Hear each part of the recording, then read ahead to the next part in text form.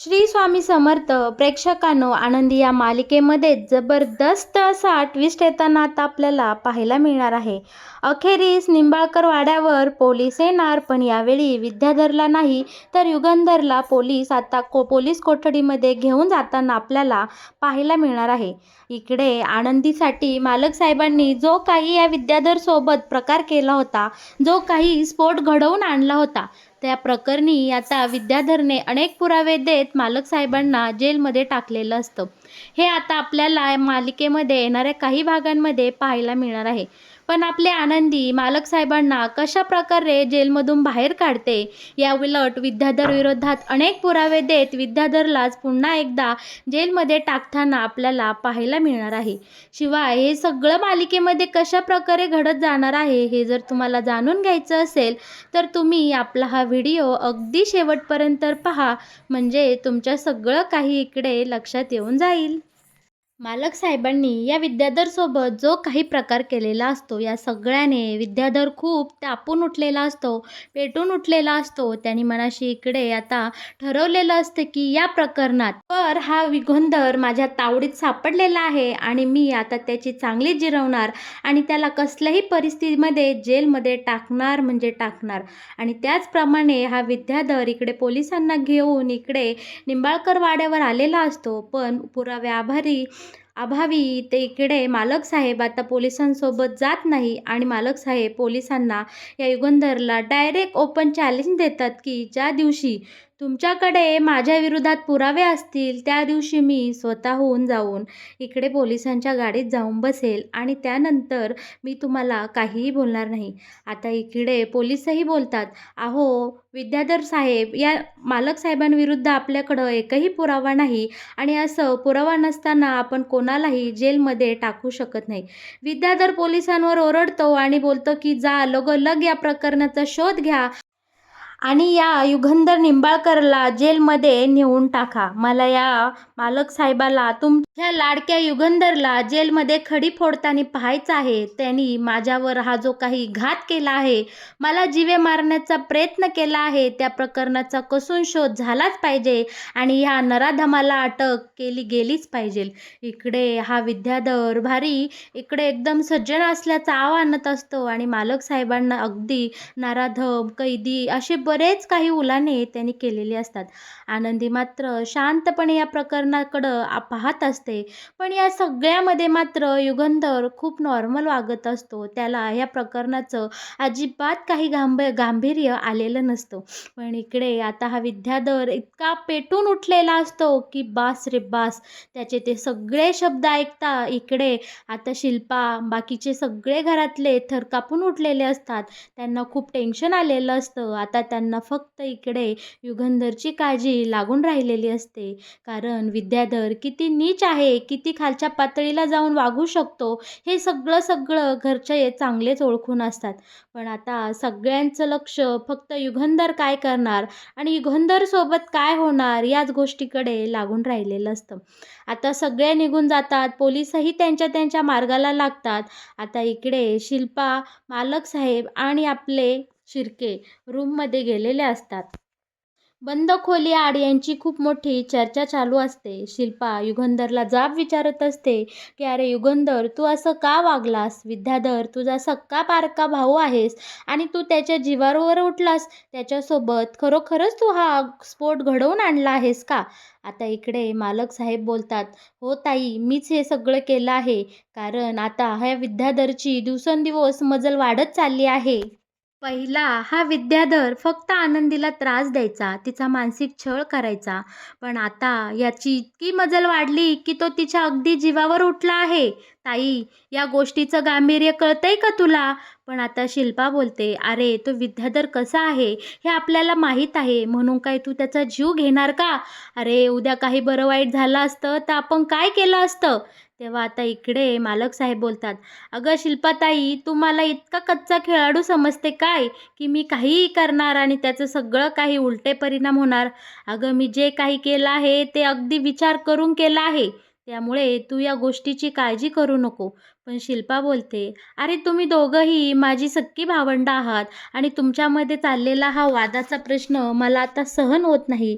अरे मला भीती वाटेल, या विद्याधरने अविचाराने तुला काही केलं तर?" आता इकडे शिल्पा बोलते, "नाही, नाही, असं काहीही होणार नाही. मी स्वतः विद्याधरसोबत बोलते आणि त्याला ही केस मागं घ्यायला सांगते. सगळं काही नीट होईल." आता इकडे मालक साहेब बोलतात, "शिल्पाताई, तू या प्रकरणात अजिबात पडायचं नाही. या प्रकरणाचं काय करायचं, या सगळं कसं मिटवायचं हे माझ्यावर सोड. मी सगळं काही इकडे पाहून घेईल. पण आनंदीच्या केसाला कुणीही हात लावला तर तो मला सहन होणार नाही. कारण आनंदी ही माझी जबाबदारी आहे आणि तिच्यासाठी मला जे करायचं ते मी नेहमीच करत राहणार आहे." आता मात्र शिल्पाला इकडे युगंधरच्या वागण्याचा खूप राग आलेला असतो. ती बोलते की "अरे ते आनंदीसाठी तू काय जेलमध्ये जाणार का? आनंदीसाठी तू तुझ्या सख्ख्या भावाच्या जीवावर उठलास? युगंधर, मला हे अजिबात पटलेलं नाही." शिल्पा आता तिचं जे काही मत आहे ते मालक साहेबांना सांगते. पण मालक साहेबांच्या शब्दापुढे कोणालाही काहीही बोलता येत नाही. आता शिल्पा तिथून रागारागाने निघून जाते. त्यानंतर बाहेरच आनंदी या दोघांचे सगळे हे शब्द ऐकत असते. आता शिल्पा आनंदीला खूप बडबड करते. बोलते, "अगं पाहिलंस का कैदाशिनी? तुझ्यामुळे 2 सख्ख्या भावांमध्ये इतकं मोठं युद्ध चालू झालं आहे. ह्याला फक्त तू कारणीभूत आहेस. जर माझ्या युगंधरला तुझ्यामुळे काही झालं आणि तो जर जेलमध्ये गेला तर माझ्यासारखी वाईट बाई तू कधीही पाहिली नशील. या सगळ्याचे परिणाम खूप वाईट होतील आनंदी. त्यामुळे लवकरात लवकर तू हे सगळं थांबव आणि याचा काहीतरी काहीतरी शेवट तुला आता करावाच लागेल." आता इकडे शिल्पा आनंदीला खूप काही वाईट साईड बोलते आणि शिल्पा तिथून निघून जाताना आपल्याला पाहायला मिळणार आहे. दुसरीकडे शिर्केचं मनही खालीवर झालेलं असतं. शिर्केलाही या प्रकरणाचं टेन्शन आलेलं आपल्याला पाहायला मिळणार आहे. शिर्के मालक साहेबांना बोलतात की "मालक साहेब, हे प्रकरण खूपच चिघळत चाललं आहे. त्यामुळे आपण याकडे दुर्लक्ष करू नये. तुम्ही एवढे निवांत कसे काय?" आता इकडे मालक साहेब बोलतात, "शिर्के, तुम्ही अजिबात काळजी करू नका." पण शिर्के म्हणतात की "अहो मालक साहेब, ते पोलीस." आता लगेच इकडे युगंधर बोलतो, "पोलिसांचं टेन्शन तुम्ही कुणी घेऊ नका. या निंबाळकर वाड्याची पायरी कधी चढायची आणि कधी उतरायची हे सगळं पोलिसांना चांगलं माहीत आहे. या सगळ्याचं काय करायचं हे मी पाहून घेईन." तरीसुद्धा आता इकडे मालक साहेब विषय बदलतात आणि विचारतात, "त्या कोल्हापूरच्या प्रोजेक्टचं सध्या काय चालले?" आता शिर्के सांगतात, "मालक साहेब, ते प्रोजेक्ट अगदी छान चालू आहे. 70% काम आपलं पूर्ण झालं आहे." आता मालक साहेब ओके बोलतात आणि आता शिर्के म्हणतात की "अहो मालक साहेब, जर तुम्ही म्हणत असाल तर मी आपल्या वकिलांसोबत बोलून घेऊ का? पुढचं काय आहे ते मी त्यांना सांगून ठेवतो." पण मालक साहेब बोलतात की "अजिबात या प्रकरणात लक्ष घालायचं नाही. शिर्के, तुम्ही जाऊ शकता. खूप रात्र झाली आहे. जा घरी जाऊन आराम करा." मालक साहेब आता शिर्केंना तिथनं चक्क हाकलून देतात आणि इकडे मात्र या रात्रीच्या अंधारात आनंदी एकटीच देवासमोर जपमाळ करत बसलेली असते. त्याच वेळी मालक साहेब आनंदीपाशी येतात आणि म्हणतात की "आनंदी, अगं इतकी रात्र झाली, तू अजून झोपली नाहीस?" तेव्हा मालक साहेब आता आनंदी बोलते की "नाही, अहो झोपणारच होते." तर मालक साहेब म्हणतात, "अगं आनंदी, तू कोणत्या मातीची बनली आहेस गं? अगं आपल्या दोघांमध्ये कसलंही नातं नाही, काही नाही आणि तू माझ्यासाठी चक्क देवाला गाऱ्हाणं घालतेस आणि माझ्यासाठी जपमाळ एवढ्या रात्रीची तुझी चालू आहेस." तेव्हा आता आनंदी बोलते, "अहो मालक साहेब, प्लीज असं काही म्हणू नका." तेव्हा मालक साहेब म्हणतात, "अगं आनंदी, आपल्या दोघांमध्ये कसलंही नातं नाही, कसलंही बंध नाही. मी माणुसकीच्या नात्याने तुझ्यासोबत चांगलं वागतो बोलतो, बस इतकंच. आणि त्यासाठी तू एवढं सारं करायला लागलीस." तेव्हा आता इकडे आनंदी बोलते, "मालक साहेब, तुमचं तुमच्या बायकोवर खूप प्रेम आहे. तुम्ही खूप चांगले व्यक्ती आहात. माझ्या जागी समीराताई असत्या तर नक्कीच त्यांनी तुमच्यासाठी देवाकडे प्रार्थना केली असती. मी समीराताईंची जागा घेऊ शकत नाही, पण तुमच्यासाठी मी देवाकडे गाऱ्हाणं नक्की घालू शकते." मालक साहेब बोलतात की "अगं आनंदी, तू असं काही करू नको, जा बरं झोपून घे. तेव्हा आता इकडे लगेच आनंदी बोलते, अहो माझ्यातला चांगुलपणा पाहण्यासाठी सुद्धा निर्मळ मन लागतं आणि ते निर्मळ मन फक्त तुमच्यामध्ये आहे. तुम्ही खूप चांगले व्यक्तिमत्व आहात. मालक साहेब म्हणतात, अगं आनंदी मी अजिबात चांगला नाही. आता यावर आनंदी बोलते, हे आम्हाला ठरवू द्या मालक साहेब, तुम्ही नका ठरवू. तुम्ही किती चांगले आहात हे संपूर्ण आपल्या गावातल्या लोकांना विचारा, कामगारांना विचारा आणि मला विचारा. एवढं बोलून आता आनंदी तिची जपमाळ थांबवते आणि मालक साहेब आनंदी दोघेही झोपायला जाताना आपल्याला पाहायला मिळणार आहे. दुसरीकडे मात्र हा विद्याधर इतका पेटून उठलेला असतो, तो आता पोलिसांना दबाव आणत असतो. बोलत असतो की, पोलिसांनो लवकरात लवकर माझ्यावर हल्ला करणाऱ्या नराधमाला मला गजाआड पाहायचा आहे. त्याच्या हातात लवकरात लवकर बेड्या पडलेल्या मला हव्या आहेत. मी कोण आहे तुम्हाला माहिती आहे ना? मी स्वतः विद्याधर निंबाळकर असून जर माझ्यासोबत अशी घटना घडू शकते, तर तुमच्या पोलिसांचं काय? अरे तुम्हीही बाहेर सुरक्षित नाही, मी तुम्हाला गॅरंटी देऊन सांगतो. आणि हो, जर तुम्हालाही तुमची सुरक्षितता महत्त्वाची असेल, तुमची वर्दी महत्त्वाची असेल, तर तुम्ही लवकरात लवकर माझ्यावर हल्ला करणाऱ्या या नराधमाला गजाआड करा. आणि हो, लवकरात लवकर फॉरेन्सिक लॅबमध्ये ती गाडी पाठवा, त्याची कसून चौकशी करा. तिची जी काही माहिती मिळवायची ती मिळवा आणि त्यांच्या रिपोर्टनुसार खरा गुन्हेगार कोण आहे, काही पुरावे मिळतात का, ते लवकरात लवकर शोधा. त्यामुळे काय होईल, खरा गुन्हेगार गजाआड जाईल आणि आपण सगळेजण सुरक्षित राहू. आता बरं का इकडे पोलीस फोन ठेवतात आणि धनश्री बोलते, अहो तुम्ही पोलिसांना त्या भाऊजींना पकडून नेण्यासाठी इकडे धमकी देताय. दुसरीकडे आनंदी मात्र भाऊजी यातून निर्दोष सुटावे म्हणून देवाकडे प्रार्थना करते. आता इकडे लगेच विद्याधर बोलतो, अगं धने भर लवकर गलास, सांगतो मी तुला. ही आनंदीला कोणत्या देवाची पूजा करायची ते बिनधास्त करू दे. आता ज्या देवाची ही पूजा करते ना, तो देवही या युगंधरला वाचवायला खाली येणार नाही. अगं हा शबूत आहे या विद्याधर निंबाळकरचा.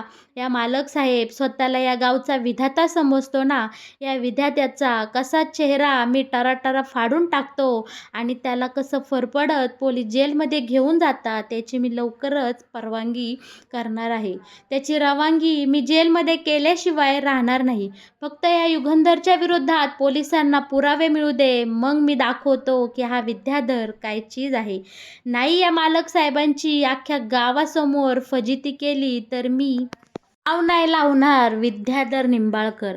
आता इकडे सगळं काही विद्याधरच्या मनासारखं घडताना आपल्याला पाहायला मिळणार आहे आणि दुर्दैवाने पोलिसांच्या हाती मालक साहेबांच्या विरोधात अनेक असंख्य पुरावे लागणार.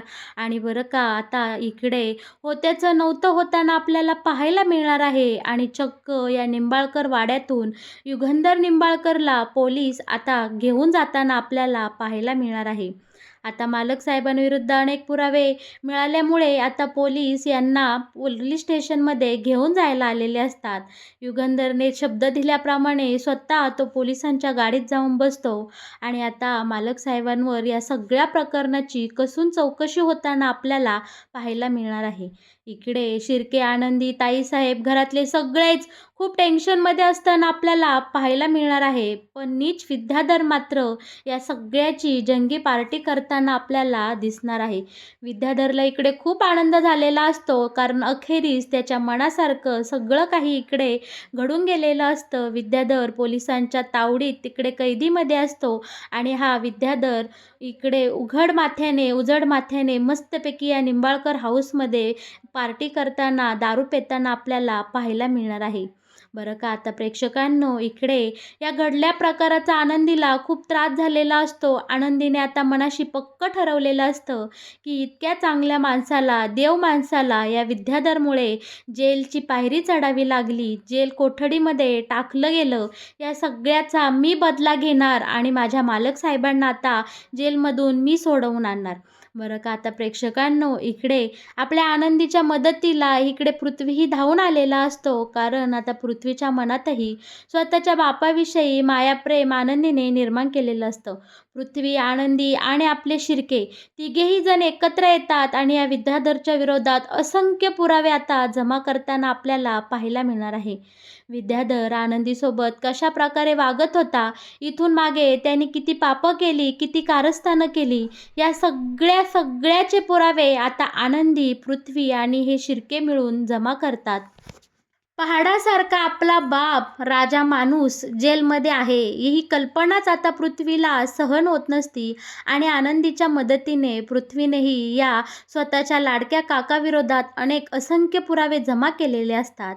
आता वेळ आलेली असती ती म्हणजे आता युगंधरला जेलमधून सोडवण्याची. हे तिघेही जण आता जेलमध्ये जातात आणि तिथल्या इन्स्पेक्टर साहेबांना सगळे हकीकत सांगतात. आनंदी सांगू लागते की हा विद्याधर किती नराधम नीच आहे, त्याने माझ्यासोबत किती वाईट कृत्य केले, माझ्या अंगचटीला येतो, मला लग्नातून पळवून नेलं आणि याची याआधीही केसमध्ये इकडे जेलमध्ये केस चालू आहे. सगळे केस आणि सगळे पुरावे आता पोलिसांसमोर आलेले असतात. आणि बरं का, आता इकडे विद्याधरचा डाव विद्याधरवरच उलटताना आपल्याला पाहायला मिळणार आहे.